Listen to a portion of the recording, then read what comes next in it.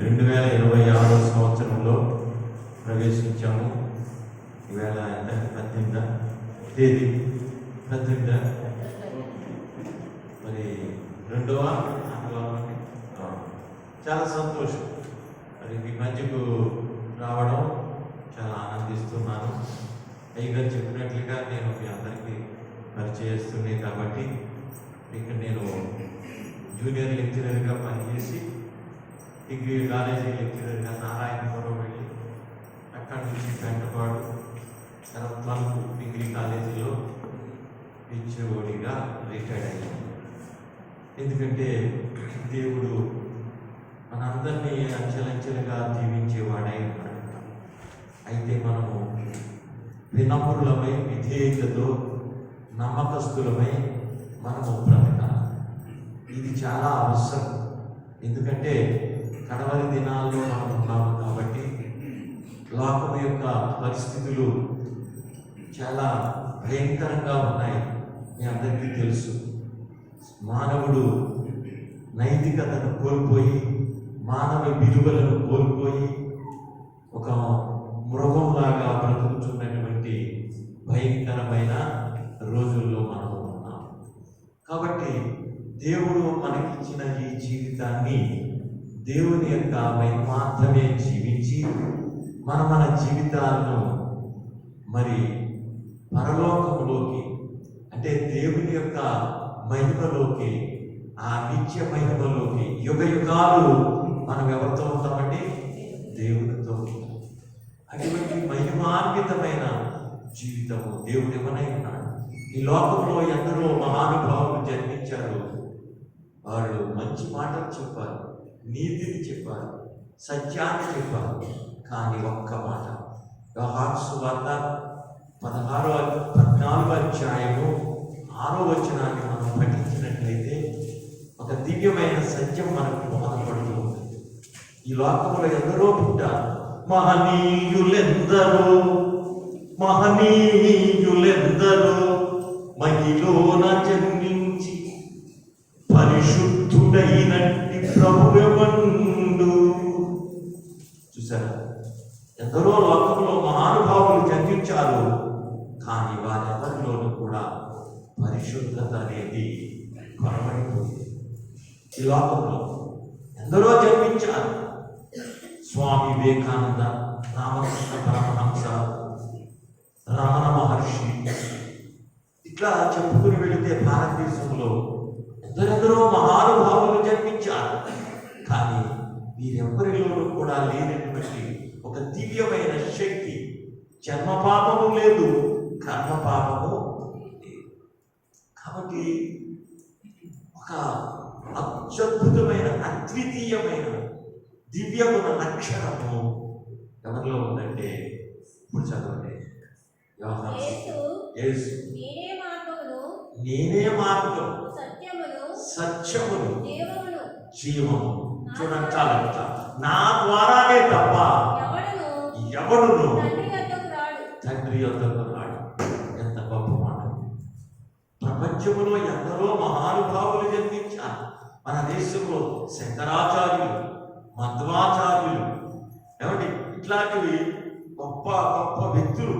మరి స్వామి వివేకానంద, విన్నారా ఎప్పుడైనా ఈ పేర్లు మీరు? ఏమా సరే, వినకపోయినప్పటికీ పర్వాలేదు. వీళ్ళందరూ కూడా మన భారతదేశాన్ని గొప్ప దేశముగా, వేదాంతానికి పునీతమైన దేశముగా చెప్పాలి.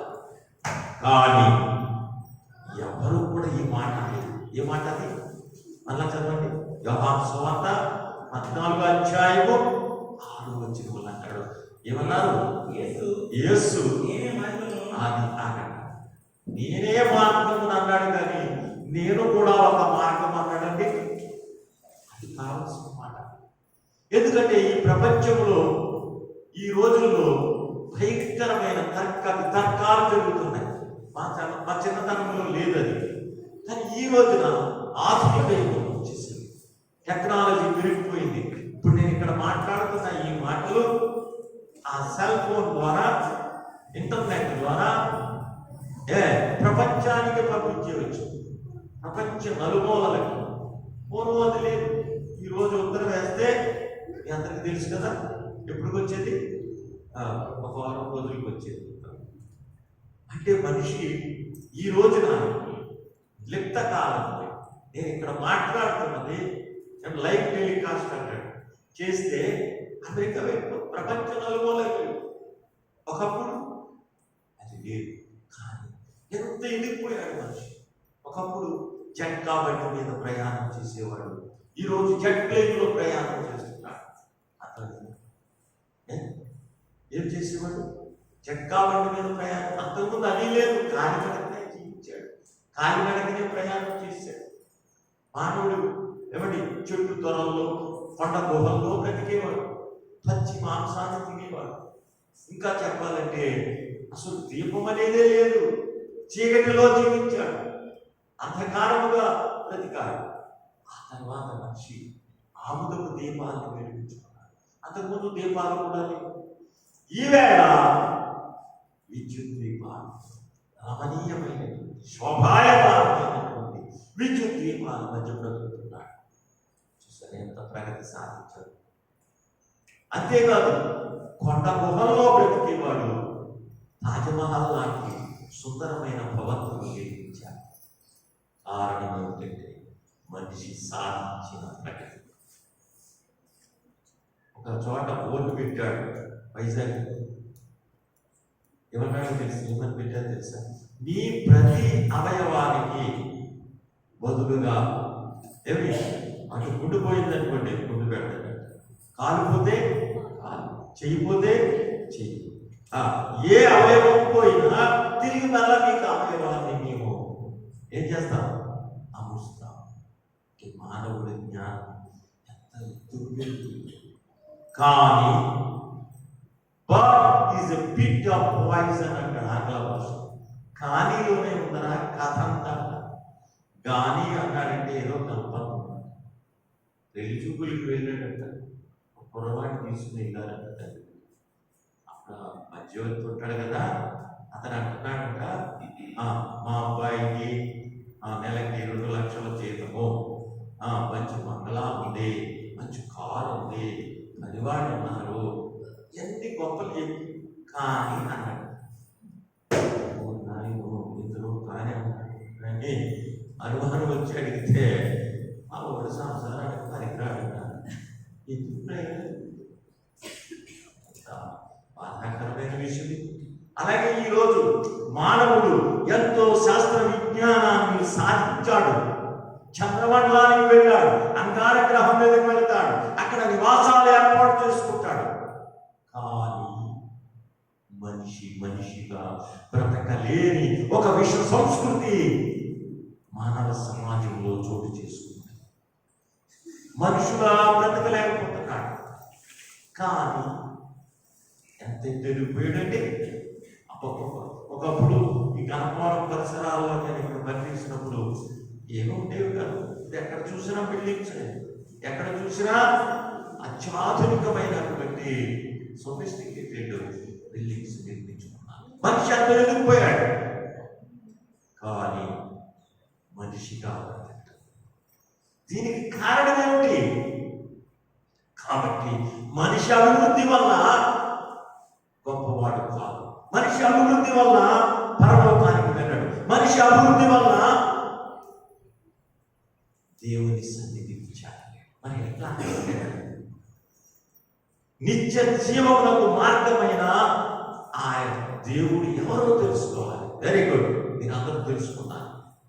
దేవుడు దైవజనులు పాల్గారిని ఇక్కడ పెట్టి ఈ దివ్యమైనటువంటి దేవాలయాన్ని నిర్మించి దేవుడు మీకు సత్య సువార్త ప్రకటిస్తున్నారు.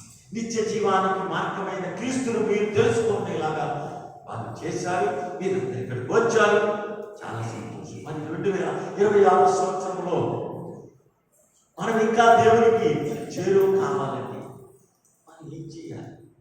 మన భక్తి, మన విశ్వాసము, మన జీవితము దేవునికి దగ్గరగా ఉన్నదా లేదా? ప్రతి ఆదివారం దేవాలయానికి వచ్చి పాటలు పాడి సాక్ష్యం ఇచ్చి ఏమండి వాక్యం విని కానుకలు వేసేసి మనం ఇంటికి వెళ్ళిపోయి మన ఇష్టానుసారముగా జీవిస్తే అలాగా ఏమనుకోవద్దంటే మిమ్మల్ని లేదు అంటే అలా జీవిస్తే అని చెప్తున్నాను మన పరలోక రాజ్యానికి. దేవుని వాక్యం ఏం చెప్తుందంటే నీవు జీవించుచున్నావన్న పేరు మాత్రము ఉన్నది కానీ మృతి. అది ఏం చేయాలి సార్? ఏం చేయాలంటే దేవుని వాక్యం చెప్తుంది. ఒకసారి మనం చూసినట్లయితే పరలోక రాజ్యాన్ని భూమి మీదకి తిప్పాడితే సొలొమోనని బైబిల్లో గొప్ప జ్ఞాని ఉన్నాడు. ఆ సొలొమోను గారికి తండ్రి ఒక ఆయన ఉన్నాడు. ఆయన పేరు చెప్పండి, దావీదు. మనందరికీ తెలుసు. ఆ దావీదు గారు ఒక కీర్తన రాశాడు. ఇందాక సహోదరి గారు కీర్తన చదివించారు. ఎన్నో కీర్తనని? 31వ కీర్తన. ఏమని ఉంది అందులో? చదువు. మహోన్నతుని చాటున నివసించువాడే సర్వశక్తుని నీడను విశ్రమించువాడు. ఆశ్రయము ఇప్పుడు ఆశ్రమాలు నిర్మించారు. ఊరి చివరిలో ఆశ్రమ హాస్పిటల్ ఉంది ఏలూరులో. అంటే ఎవరికి ఇది ఆశ్రమము?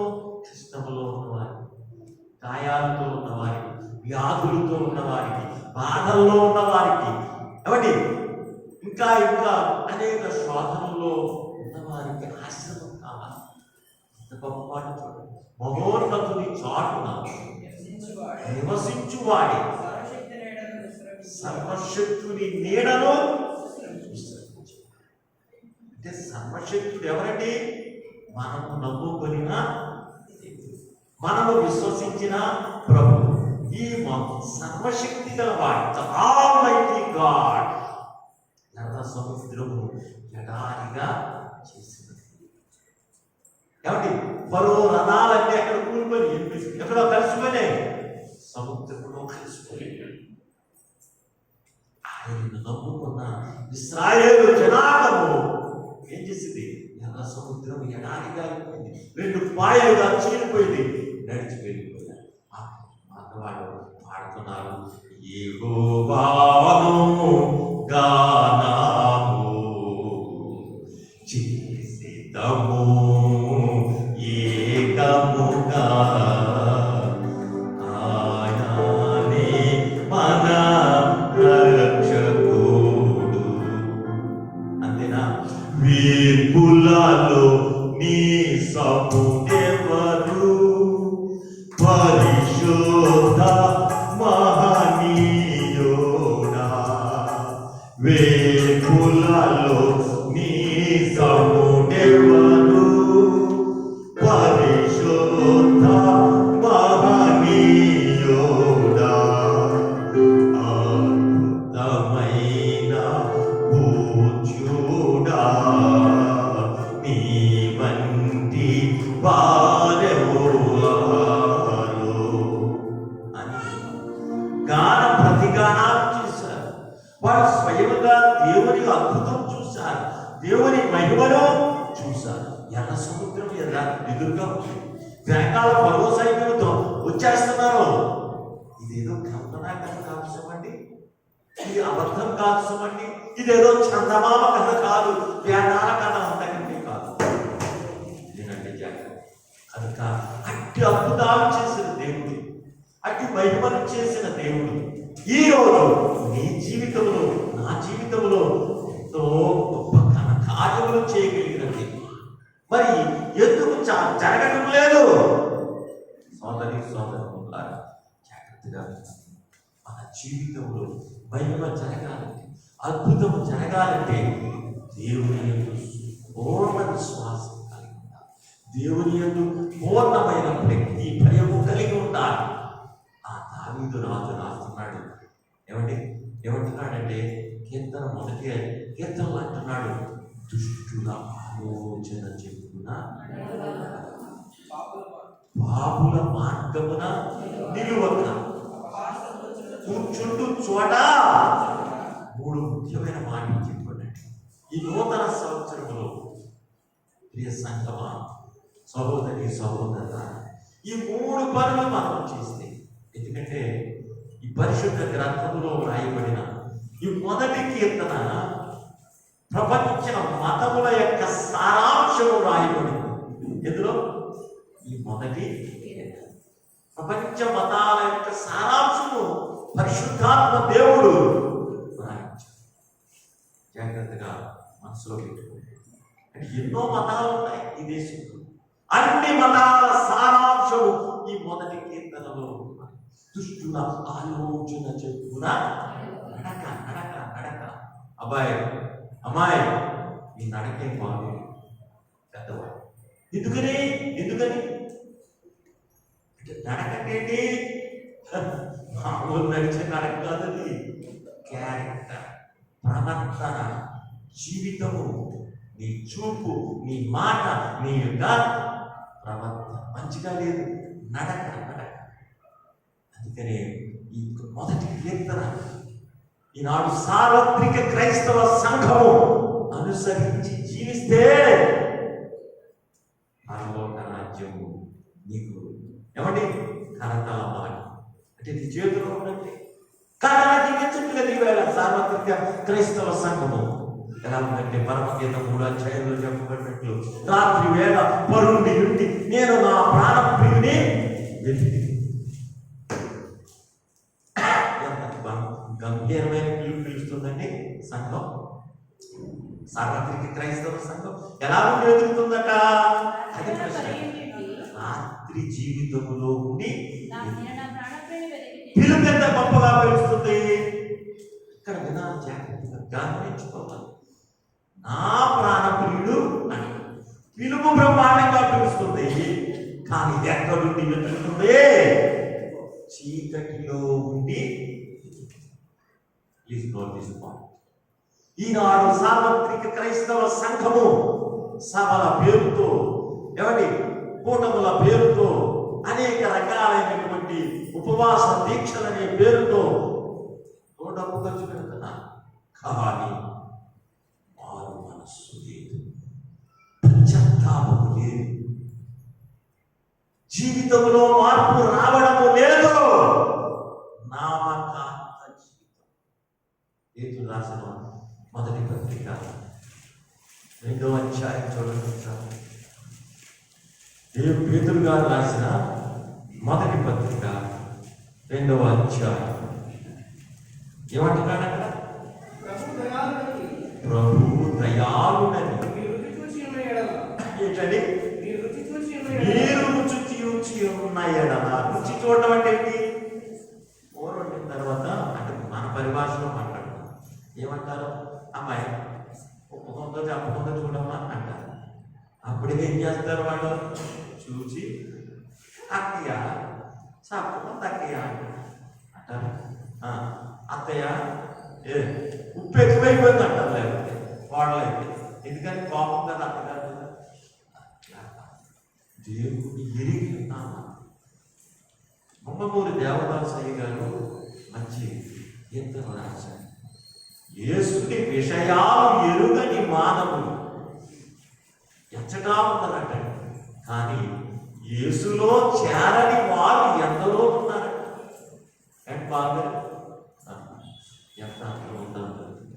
యేసుని విషయాలు ఎరుగని మానవులు ఎచ్చటా. గాంధీ గారికి యేసు ప్రభు అంటే తెలుసు. కొండ మీద ప్రసంగం చదివి బైబిల్లో అబ్బా యేసు ప్రభు ఎంత గొప్పవాడండి. కాబట్టి ఇప్పుడు చెప్పే మాటలు అబద్ధాలు కాదు. ఆయన రాశాడు, యేసు ప్రభు వారు నా జీవితాన్ని ఎంతో ప్రభావితం చేశాడని రాశాడు మహాత్మా గాంధీ. అంతేకాదు స్వామి వివేకానంద అన్నాడు, నేనే కానీ యేసుక్రీస్తు ప్రభు పుట్టిన పాలస్తీనాలో పుట్టి ఉంటే యేసు పాదాలు నా కన్నీళ్లతో కాదు, నా హృదయ రుధిరముతో ఆయన పాదాలు కడిగేవాడు.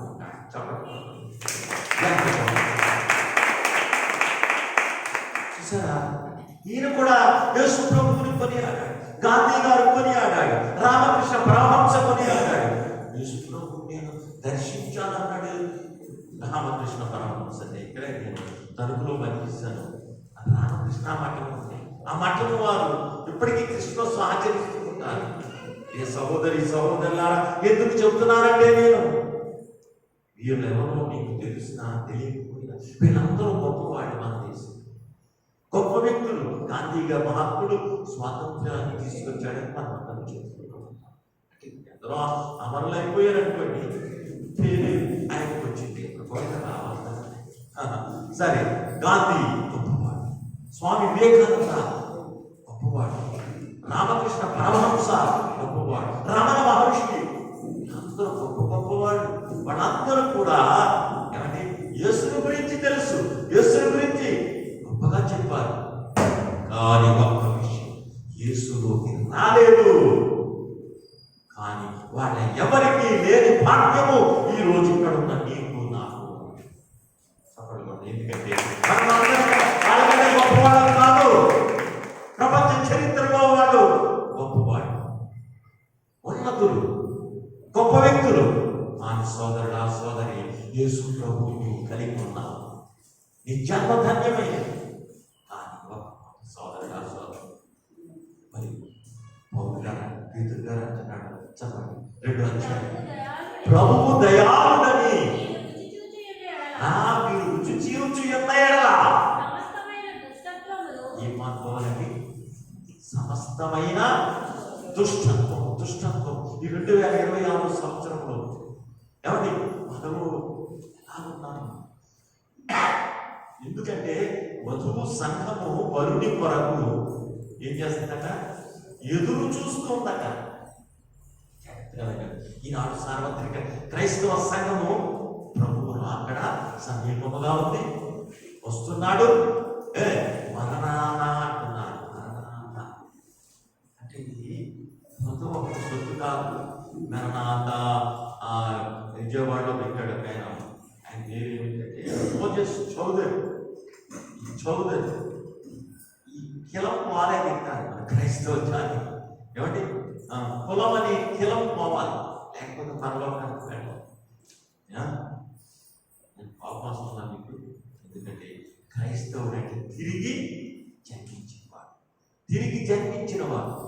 ఆ జన్మలో కులానికి తాము లేదు, స్త్రీ అని పురుషుడని ఏ భేదం లేదు. ఈ కిలం పోలాయక అని బైబిల్ చెబుతుంది. రూతు గ్రంథం అంటుంది. ఏమంటారు తెలిసే? ఎవరు నయోమితో అంటుంది, మోడలైనటువంటి రూతు అంటుంది, అత్త నీ జనమే నా జనమే, నీ దేవుడే నా దేవుడు. అంతే కదండి. అద్భుతమైన మాట అన్నది, నాకు చాలా ఇష్టమైన మాట. అత్త నీవు ఎక్కడ చచ్చిపోతావో నేను అక్కడే. అదండి క్రీస్తు యేసునందు కలిగిన మనస్సు వీరుడు కలిగి ఉండండి సోదరుడు సోదరి. లేకపోతే పరలోకానికి వెళ్ళడం ఏమండి చాలా సీరియస్ అయిన మాట. పరలోకానికి వెళ్ళాం. ఎందుకనంటే దేవుని కొరకు బ్రతకాలి. ప్రభువు దయాళుడని మీరు రుచి చూచి ఉన్న ఎడల సమస్తమైన విడిచిపెట్టాలి దుష్టత్వమును, ఇంకా సమస్తమైన కపటమును, వేషధారణను, ఎందుకంటే అసూయ, జలస్య. ఇది పెద్ద పెద్ద మాటలు కూడా ఉందండి భక్తుల్లోనే. ఈ అసూయాలను విడిచిపెట్టాలి. ఇంకా సమస్త దూషణ మాటలు, అదే ఎలా ఉండాలండి? కొత్తగా జన్మించిన శిశువుల వలె. ఈ నూతన సంవత్సరంలో మనమందరం కూడా ఎలా ఉండాలంటే కొత్తగా జన్మించిన శిశువును పోలిన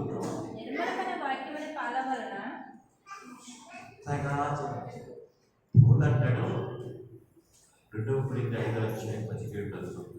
ఎవడైనా క్రీస్తు నందు ఉన్న ఎడల వాడు ఈ 2026 సంవత్సరంలో మరి ఇక్కడ ఉన్నటువంటి మేమందరం కూడా ఏం చేయాలంటే నూతనమైన జీవితం కావాలి, పరిశుద్ధమైన జీవితం కావాలి.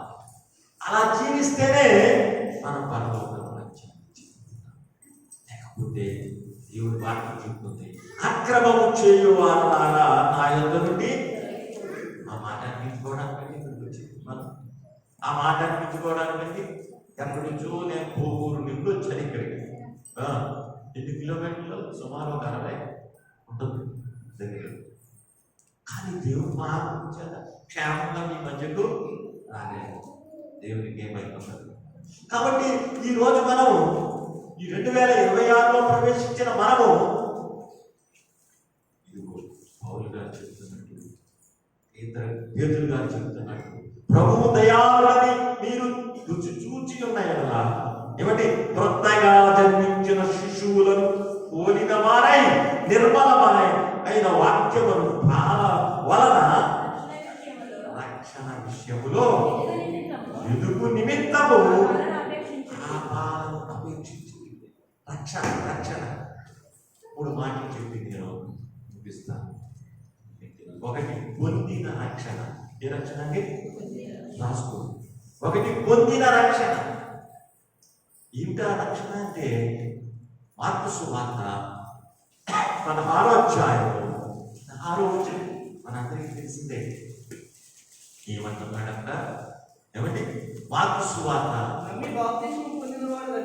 అంతే, వెరీ సింపుల్. అయిపోయింది మీ అందరికీ. మీరు అందరూ బాప్తిసం తీసుకున్నారమ్మా? ఒకవేళ తీసుకోకపోతే తొందరగా తీసుకో. ఎందుకంటే అది ప్రాథమికమైనటువంటి క్రీస్తులోకి వచ్చామని, లేదా ప్రభువు ఇచ్చిన కమిషన్. అది కమిషన్ అంటే ఆజ్ఞమట. ఏమంటాడు? నమ్మి బాప్తిస్మము పొందిన వాడు అది పొందిన రక్షణ. మరి నేను ముందుకు వెళ్ళిపోతాను. నమ్మి బాప్తిస్మము పొందిన వాడు అది పొందిన రక్షణ. రాసుకోండి. రెండవది పొందుచున్న రక్షణ. అంటే నమ్మము, బాప్తిస్మం తీసుకున్నాము, దేవాలయానికి వస్తున్నాము, పాటలు పాడుతున్నాము, సాక్ష్యం ఇస్తున్నాము, ప్రసంగం దేవుని మాటలు వింటున్నాము, ఏమంటే దేవునికి కానుకలిస్తున్నాము, దేవుని కొరకు సాక్షిగా జీవిస్తున్నామా లేదా అది చాలా అవసరం. బయటికి వెళ్ళిపోయిన తర్వాత లోకంతో కలిసిపోకూడదు. లోకంతో కలిసిపోతే ప్రయోజనం. కనుక రెండవది ఏంటంటే మరి పొందుచున్న రక్షణ. కొరింథీయులకు రాసిన పత్రిక 1వ అధ్యాయము 18వ వచనం. మనందరికి తెలిసింది ఈ మాట కూడా, చాలా పాపులర్. సిలువను కూర్చిన వార్త నశించుచున్న వారికి వెర్రితనము. ఈవేళ ఒక ఆయన బయలుదేరి లోకంలో 3 మేకులు కొట్టి ఉన్నవాడు, తను తానే రక్షించుకోలేనివాడు, సిలువ వేయబడ్డవాడు, దేవుడు ఏమిటిరా అంటున్నా లేదా? ఎందుకంటే ఈ యొక్క సంబంధమైన దేవత వారి మనోనేత్రాన్ని ఏం చేసింది? అంధత్వం కలుగు చేసింది. కనుక అటువంటి వారిని దేవుడే, ఎందుకంటే వాళ్ళకి తిరిగి యేసు ప్రభు మరణిస్తాడని, తిరిగి లేస్తాడని యొక్క లేఖనములలో 10 మార్లు పైనే రాయడం. కనుక సిలువ వేయబడిన ఆ ప్రభువు 3వ దినాన తిరిగి ఇచ్చినాడు. అది వారికి తెలియదు. కనుక ఈ యుగ సంబంధమైన దేవత వారి మనోనేత్రాలకు గుడ్డితనము కలుగు చేసింది. కనుక సోదరుడా సోదరు, కనుక నశింపబోతున్న రక్షింపబడుచున్న మనకు దేవుడే ఏంటది? సిలువ. సిలువే నా శరణాయనురా, సిలువను చూచు కొలది శిల సమానమైన మనసు నలిగి కరిగి నీరగు చున్నదీరా, నీ సిలువే నా శరణాయనురా.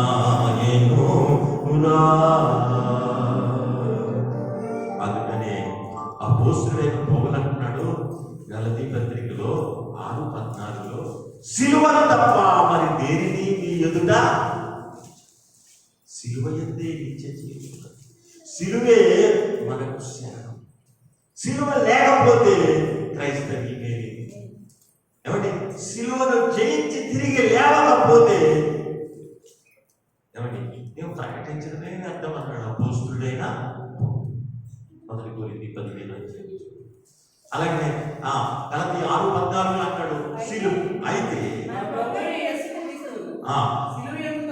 సిలువ ఎత్తు తప్ప మరి దేని ఎత్తును అతిశయించు. దూరము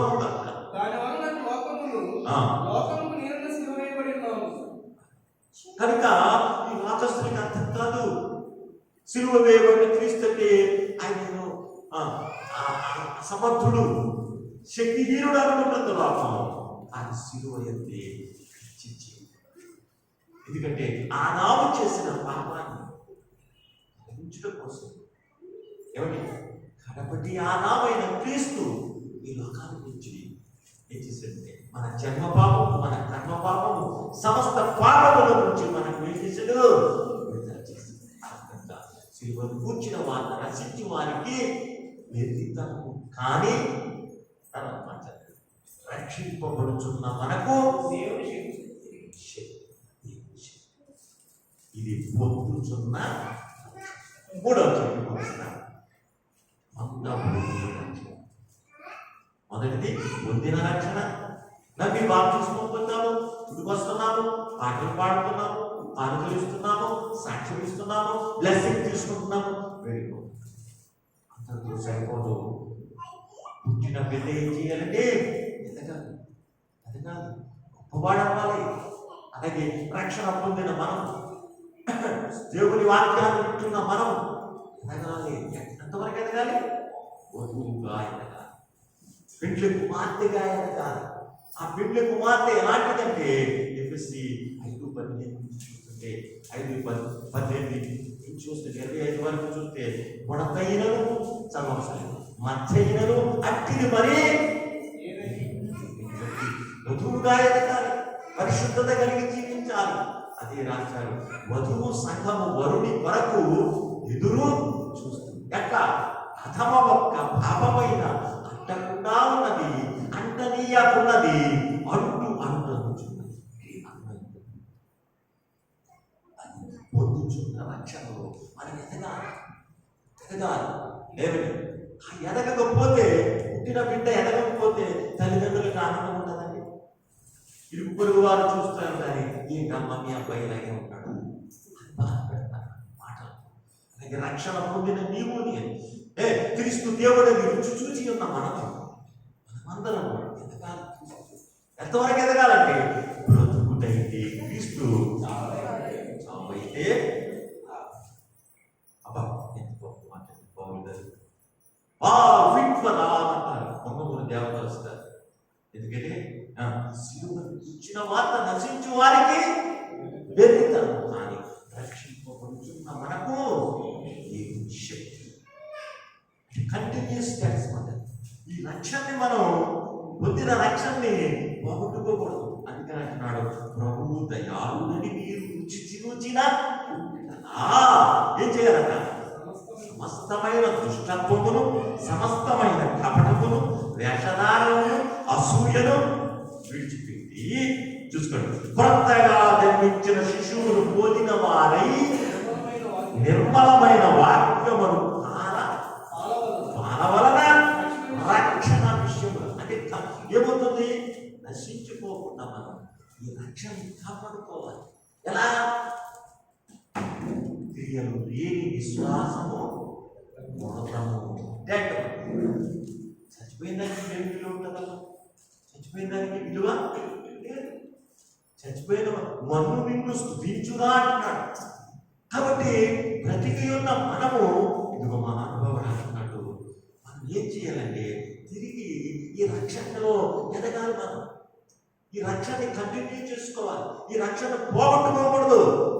కొంతమంది సినిమాలకి వెళ్తున్నారు, కొంతమంది అపవిత్రమైన స్థలాలకు వెళ్తున్నారు, కొంతమందికి మారు మనసు పొందుగా కానీ పాపపు క్రియల్ని విడిచిపెట్టడం.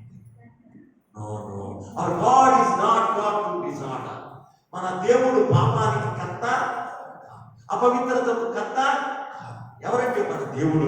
చూడండి, ఇక్కడ అంటున్నాడు పేతురు రాసిన మొదటి పత్రికలో 14వ వచనం చదువు. తొందరగా నేను ముగించేస్తాను. థర్డ్ వర్డ్ చెప్పేసి, నేనేమన్నా నేను పరిశుద్ధులను అది పాత నిబంధనలో విషయాన్ని కోట్ చేసింది ఇక్కడ అపోస్తుడైన పౌలు. పాత నిబంధనలు ఏమంటున్నాడు? దేవుడైన యెహోవా నేను పరిశుద్ధులను కనుక మీరును. అబ్బా, ఈ మాట ఎవరా లేదండి, దేవుళ్ళు అని చెప్తున్నారు కానీ ఏమంటే దేవుళ్ళు అని చెప్తున్నారు కానీ దేశంలో అలాగంటే పాపం వచ్చేస్తుందండి. వాళ్ళు కానీ మనల్ని అరెస్ట్ చేసేది, మన మధ్య కాషాయం ధరించిన పిల్లలు యూట్యూబ్లో 4 కోసేద్దాం అనుకోండి. యేసు ప్రభు ఆయనే రక్షకుడు, ఆయన ఒక్కడే దేవుడు అని అన్నారనుకో, వాళ్ళు కోసేద్దాం. మరి ఆయన ఆ రైట్ ఇచ్చాడు అయింది. స్వామి గారు, ఆయన పేరు స్వామి.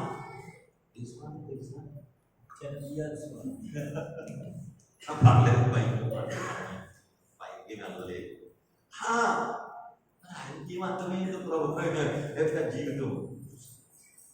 రానున్న రోజుల్లో సహోదరుడా చాలా భయంకరమైన రోజులు రానాయి. కనుక నీవు నేను ఒకటే నిర్ణయించుకోవాలి. బ్రతుకుటైతే మరణమైతే లాభం, అంతే. బ్రతుకుటైతే క్రీస్తని, మరణమైతే లాభమని. బ్రతుకుటైతే క్రీస్తని, మరణమైతే లాభమని పగడాల తన జీవితాన్ని నేను పాట పుస్తకంలో రాశాను. ఆయన పాట ఇస్తాను మీకు, వాళ్ళ గారికి అయ్యగారికి చూపిస్తాను. పాట కూడా ఉన్న దగ్గర. ప్రవీణన్న పగడాల జోహారన్న, నీకు జోహారన్న, నీ దేహముపై గాయాలే కల్వరి కిరీటాలు, నీ రక్తమే విత్తనమై మొలకెత్తెను మాలునన్న, వెలలేని నీ తనువును త్యాగం చేసావన్నా. బ్రతుకుటైతే క్రీస్తని, మరణమైతే లాభమని. బ్రతుకుటైతే క్రీస్తని, మరణమైతే లాభమని ఆయన జీవితాన్ని త్యాగం చేశాడు. ప్రవీణన్న పగడాల జోహారన్న, నీకు జోహారన్న, నీకు జోహారన్న. ప్రవీణన్న పగడాల జోహారన్న, నీకు జోహారన్న. ప్రశ్నించిన ప్రతివానికి తిరుగులేని జవాబిచ్చి, ప్రతివాది గుండెల్లో సింహ స్వప్నమైవన్నా. చూసారు, అలా బ్రతికాడైనా కానీ అసూయతో అక్కస్సుతో ఏం చేశారైనా అంత సాక్షియుడు.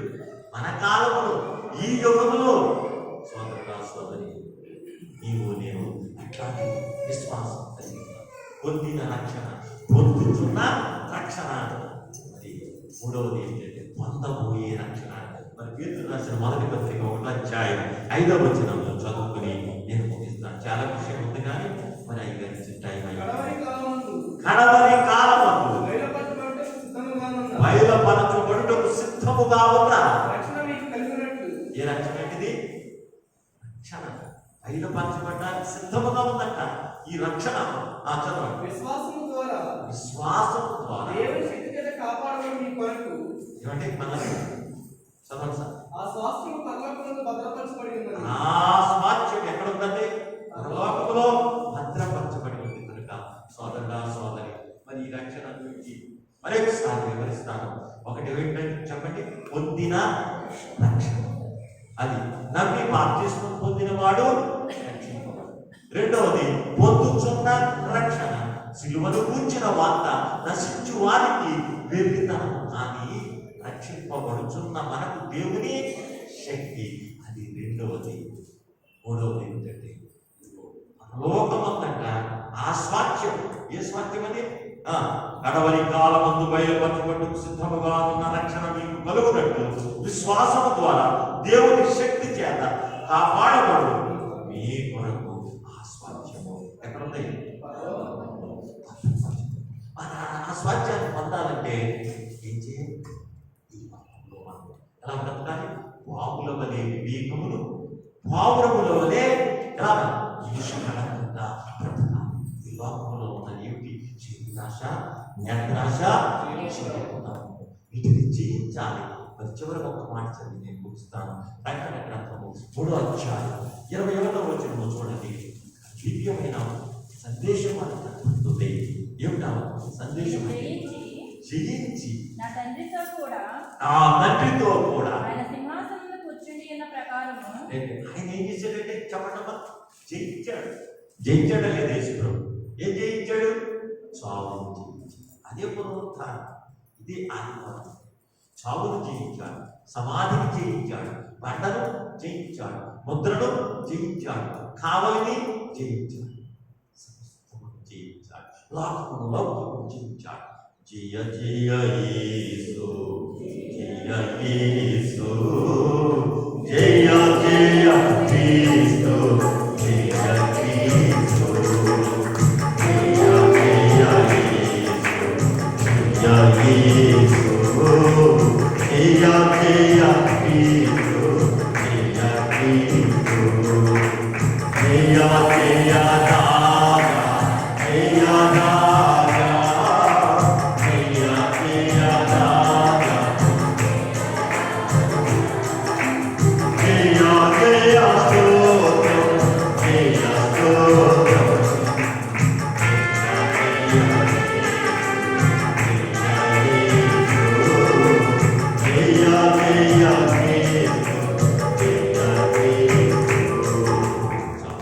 కనుక మన ప్రభువు, మన రక్షకుడు తాను జయించాడు.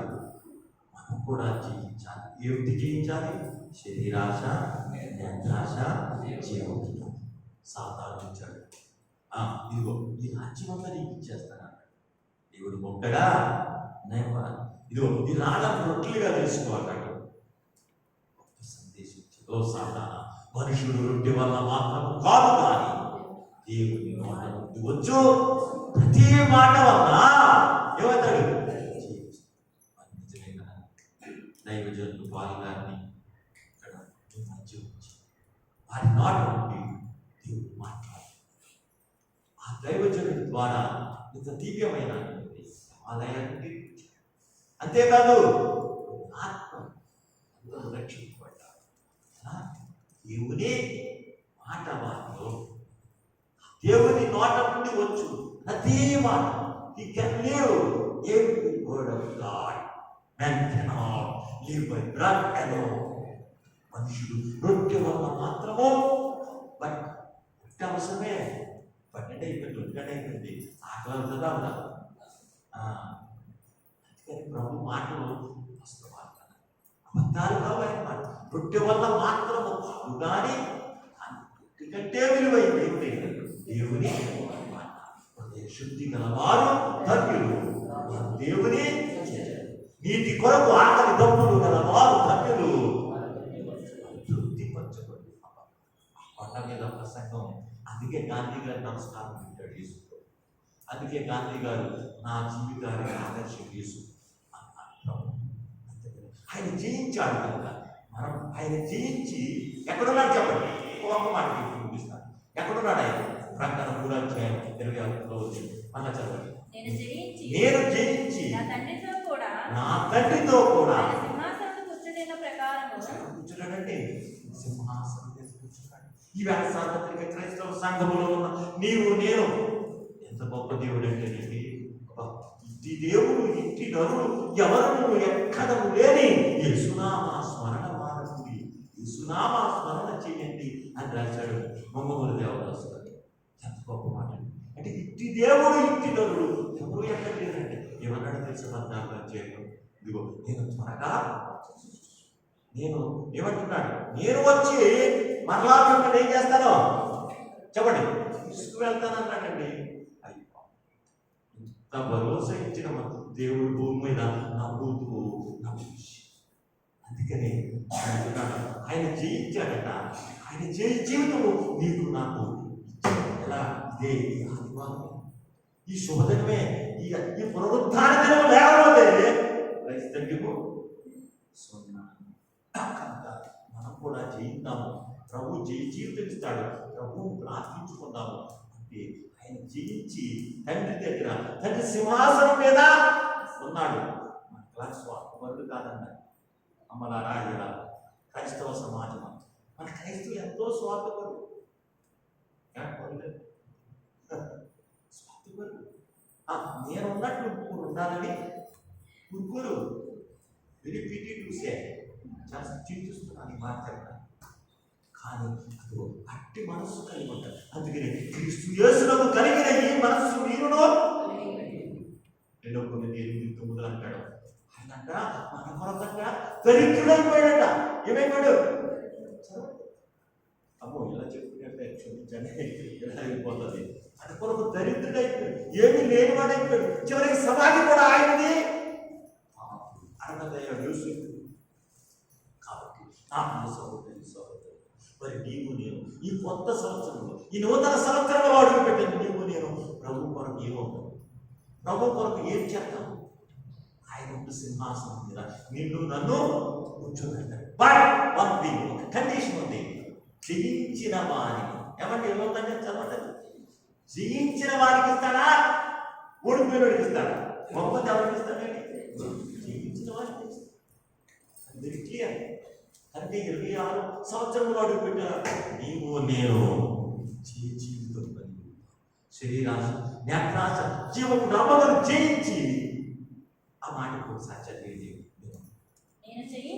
నేను జయించి నా తండ్రితో కూడా ఆయన సింహాసనం కూర్చున్న ప్రకారము. సింహాసనం కావాలా వద్దా మీకు చెప్పండి? 26 సంవత్సరంలో కావాలా? Very good. అయితే ఏం చేయాలి కూర్చోండి. నేను జయించి సింహాసనం మీద కూర్చుండి ఉన్న ప్రకారం తర్వాత ఇది నోట్ చేసి అండర్లైన్ చేసి ఎవరికి ఇస్తానంటున్నాడు? జయించిన వారికి నాతో కూడా ఎంత భరోసా ఇచ్చారు. ఏమనుకోద్దు, ఎవరైనా ఇచ్చాడు సార్ ఈ భరోసా. ఎవరైనా బిషప్ గారైనా ఇచ్చాడా? అది ఇవ్వడానికి అప్పుందా? తీసుకోండి. లేదు. ఎందుకని? ప్రాణం మీద పెట్టలేదు కదా, ఆ రెవరెండ్ గారు పెట్టలేదు కదా, ఆ బిషప్ గారు పెట్టలేదు కదా. అందుకనే ఉదిగంతని వాసు నా వైపు చూసి నేనే మార్గము, నేనే సత్యము, నేనే.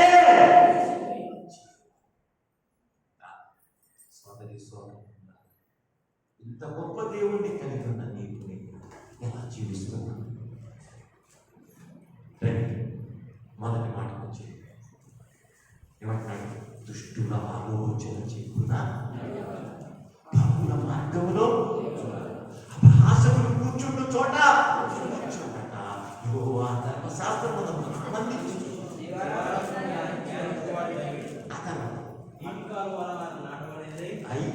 ఆకువాడక నెక్స్ట్ వర్డ్ అట్టి భాగ్యం దేవుడు మనకు అనుగ్రహించాలని నూతన సంవత్సరం ఆయనకు సంపూర్ణంగా మనం సమర్పించుకోవాలి. ప్రభు రెండవ రాకడకు సిద్ధపడే భాగ్యం మనందరికీ అనుగ్రహించుకుందాక. మరి అవకాశం ఇచ్చిన దైవజనులు వాళ్ళ గారికి, పరిస్థితి మరి గారికి, వారి సంఘమైన మీకు నా వందన మరణాలను తెలియజేస్తూ ఈ నూతన సంవత్సరంలో అట్టి జీవితం జీవించి ప్రభు మేఘ భాగ్యం మనందరికీ ప్రభు